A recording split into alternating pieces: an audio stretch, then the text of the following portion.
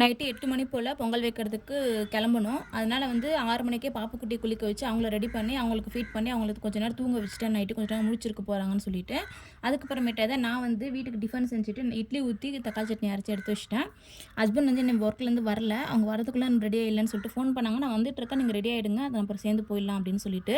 கரெக்டாக ஒரு 7 மணி போல் தான் நான் குளிச்சுட்டு வந்து ரெடி ஆகிட்டேன். நான் வந்து இன்றைக்கி நார்மலான சாரி தான் எடுத்திருக்கேன். ஏன்னா வெயிலில் வந்து பட்டு சாரி மாதிரி கட்டினா கண்டிப்பாக ஆகாது. அதனால் வந்து நார்மலான சாரி எடுத்துக்கலாம்னு சொல்லிட்டு ரொம்ப சாஃப்டான சாரி தான் கட்டினேன்.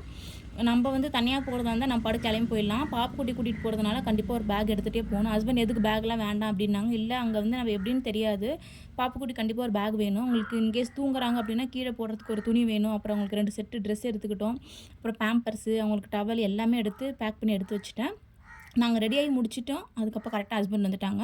அவங்க வந்து ரெடி ஆகிட்டு நாங்கள் எல்லோரும் சாப்பிட்டுட்டு ஃபஸ்ட்டு வந்து பாப்புக்குட்டியும் எங்கள் மாமியாரையும் கொண்டு போய் ஹஸ்பண்ட் வந்து கோவிலில் விட்டுட்டு அதுக்கப்புறமேட்டா வந்து என்னை கூட்டிகிட்டு போனாங்க. நான் தான் பூசை தூக்கிட்டு போகணுன்றதுனால.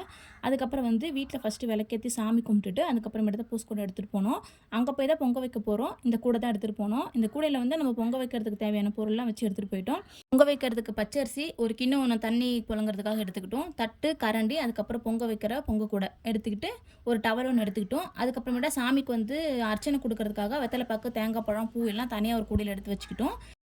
8:30 மணி போல் வீட்டில் இருந்து கிளம்பிட்டோம். நெக்ஸ்ட் வீடியோவில் பார்க்கலாம். பாய்.